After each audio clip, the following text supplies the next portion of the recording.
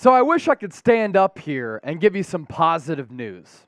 It's not positive news here on Philadelphia 76ers now. In fact, it's very, very troublesome. James Harden going to be out for at least a month with a tendon strain in his foot. He suffered this injury last night in that bad loss to the Washington Wizards as Kyle Kuzma, Kristaps Porzingis went off in that game. This coming from Adrian Wojnarowski here on Thursday afternoon, just moments ago. Sixers star James Harden has suffered a right foot tendon strain, expected to miss a month. And for Philadelphia, we know that it's been a very frustrating start to the season, and they've kind of been the sacrificial lambs in the city of Philadelphia. The Birds are still undefeated. Philadelphia Phillies in the World Series against the Houston Astros. So the Sixers have been on the back burner, but they are 4-5 to start the year, as Woj points out, and they're going to have to turn once again to Joel Embiid to shoulder a massive load for really an undermanned and underwhelming team up to this point in the early portion of this NBA season. And Embiid has played at an MVP level the past 2 years. He's been runner-up to the Joker in MVP voting, and I also think that we're going to see a lot more from Tyrese Maxey as well, who we know is Philadelphia's son and has shown some star potential the last couple of years as his development really has been fantastic. Now, I don't want to go full doom and gloom here. Of course, the Sixers offense primarily runs through James Harden. His usage rate always extraordinarily high, and he does run the offense as the point guard, is a terrific passer, always has the ball in his hands, and in my opinion,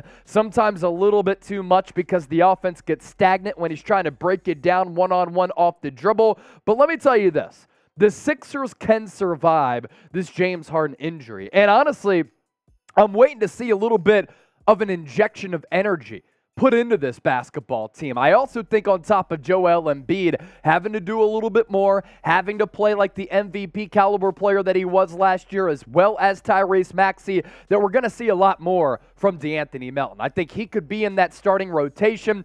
Doc Rivers has done that at moments this year and just inserting him into the lineup a little bit more and in that starting five, and I think that Melton is a really good player. But going back to James Harden, this is a little bit concerning for him and as an individual, because this is yet another injury for him. Last 2 years, he's really been plagued by those hamstring ailments. And is this connected? Probably not, but maybe. It's crazy how the human body works and as far as compensation. But Harden this offseason lost some weight. He said that he worked really hard on his conditioning as well as his body to be right and to play at an MVP caliber level. And he hasn't quite been that MVP caliber type of player, but he has had a pretty good season up to this point. And is the mileage also starting to catch up to James Harden? It's now 3 consecutive years in which he is going to miss time or be somewhat prohibited by an injury. The hamstring injuries the last 2 years, Houston, Brooklyn, Philadelphia, and now it's this foot injury. So that's something to ponder there, because when he was with the Houston Rockets and he was winning MVPs and competing for MVPs, when he was winning scoring titles and really going on one of the more fascinating offensive runs that we've seen in the history of the NBA, this guy barely missed any games. He played a lot every single night, and now a lot of tread on those tires. Injuries starting to rack up after about a decade of no injuries for James Harden. Now, this is why you subscribe to the channel, so lock us in if you want year-round Philadelphia 76ers coverage. When there's breaking news, we bring it to you faster than any channel out there, and our level of analysis is always going to go very deep. Trade deadline, NBA draft. We have you covered for some of those marquee events, but also when there's a big news item out there, a big rumor,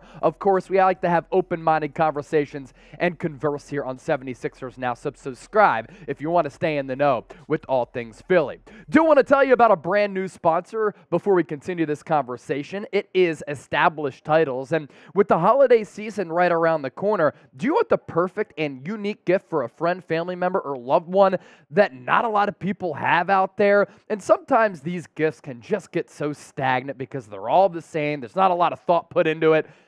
It's the complete opposite with Established Titles. So head to establishedtitles.com/chat to see what I'm talking about. And this drone footage here Natural woodlands of Scotland is what it's showing you. And with established titles, you can get a plot of land right there in Scotland to preserve those natural woodlands and get a tree planted somewhere across the world to save the environment. Then on your driver's license or your dating profile, you can be referred to as Lord or Lady and get a special certificate like we're showing you right now. And I actually have one of these, and I'm now referred to as Lord Chase Sr. The site running a massive sale, and by using our link and the promo code chat, you can get an additional 10% off. Let's grow our Sixers Now empire overseas so that we can all get plots of land together.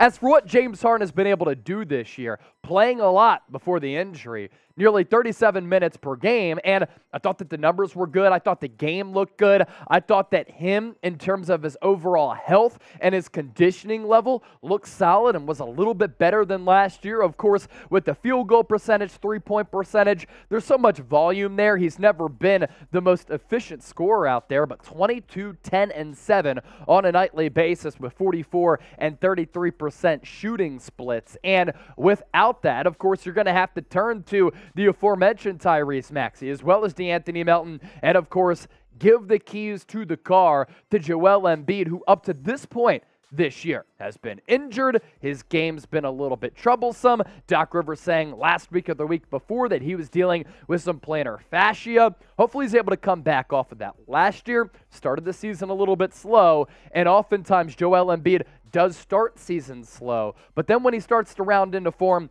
he plays that MVP caliber basketball. As for Tyrese Maxey, this guy continues to ascend up the leaderboard among some of the best, most elite young players in the NBA. Here he is in year 3, taking yet another jump, and he's going to have to average 24 points per game or maybe even more to help out the Sixers offense with the absence of James Harden. 24 points per game this year, 3.5 assists, 17 field goal attempts per night. That number certainly has been on the uptick with Embiid out and overall just the last couple of games. And the shooting numbers, awesome. 51.5% from the field, nearly 47% from 3. And again, that is coming with a lot of volume there as well. And then you have to pivot over to guys like D'Anthony Melton. You can run a little two-guard set with Tyrese Maxey, who does have experience playing point guard. He had to do it last year without Ben Simmons, and before that James Harden trade.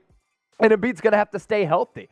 Like, this is a huge season now for Joel Embiid. And with the Sixers now sitting at 4-5, they're failing to reach expectations. They've had a very lame start to the year. They've been so underwhelming on multiple fronts, and for Embiid, he's going to really have to start to pick it up. And of course, that becomes a little bit of a concern because of his previous ties to all the injuries that he has suffered. I have confidence in him as an individual to play great basketball. That's going to be more glorified now without Harden. As for D'Anthony Melton, numbers this year pretty good, but without James Harden, he's going to have more opportunities to shoot the rock. So his numbers right now, 9.5 points per game, nearly 52% from the deck, almost 41% from 3. Love to see it, but can he get up to 13, 15 points per game? And then, of course, Tobias Harris going to have to step his game up as well. If you made it this far on today's show and you are subscribed to the channel, I want you to type Real One right now. Real One, roll call. We appreciate everybody for tuning into the show. When breaking news happens, we always have you covered, so keep it locked here on 76ers Now